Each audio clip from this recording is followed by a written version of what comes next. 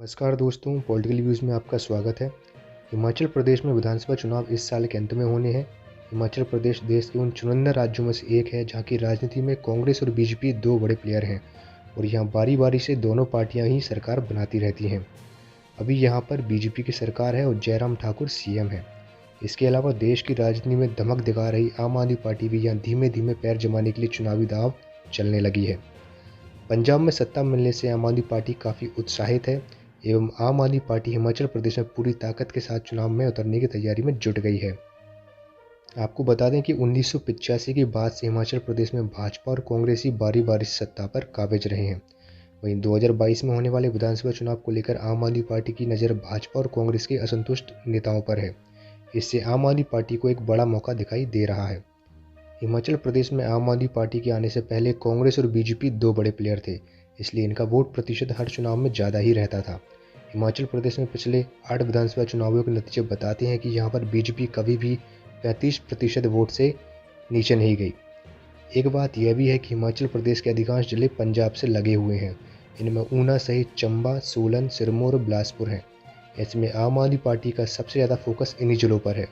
इससे कांग्रेस से ज़्यादा बीजेपी को चुनौती मिल सकती है, क्योंकि ऊपरी हिमाचल के निर्वाचन क्षेत्र में कांग्रेस का गढ़ माना जाता है, जबकि निचले हिमाचल के जिले बीजेपी के प्रभाव में है। निचले हिमाचल में विधानसभा की अधिकांश सीटें यानी 68 में से 46 सीटें आती हैं। अगर बात करें पिछले विधानसभा चुनाव नतीजों की, तो 2017 के विधानसभा चुनाव में बीजेपी को 68 में से 44 सीटों पर जीत मिली थी, जबकि कांग्रेस को 21 सीटों से ही संतोष करना पड़ा था और 3 सीटें अन्य पार्टियों के खाते में गई थी। सीटों की तरह वोट प्रतिशत में भी बीजेपी नंबर 1 रही थी। बीजेपी को 48.8% और कांग्रेस को 41.7% वोट मिले थे, जबकि 9.5% वोट अन्य पार्टियों के खाते में गए। वैसे हिमाचल प्रदेश के चुनाव में जातिगत समीकरण भी मायने रखते हैं। यह सबसे ज़्यादा सामान्य वर्ग के मतदाताओं की संख्या है। 2017 के चुनाव में सबसे ज़्यादा सामान्य मतदाताओं ने बीजेपी का साथ दिया था, लेकिन यह चुनाव चौंकाने वाला भी रहा।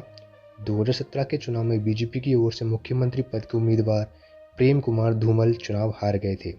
हालांकि बीजेपी को हिमाचल में बहुमत मिला था, इसलिए सरकार भी बीजेपी की ही बनी। हिमाचल की राजनीति में पिछले 4 दशक से कोई भी सरकार रिपीट नहीं हुई है, इसलिए इस बार हिमाचल में कांग्रेस को सरकार बनाने की पूरी उम्मीद है और कांग्रेस का मनोबल अक्टूबर 2021 के बाद से बढ़ा हुआ है।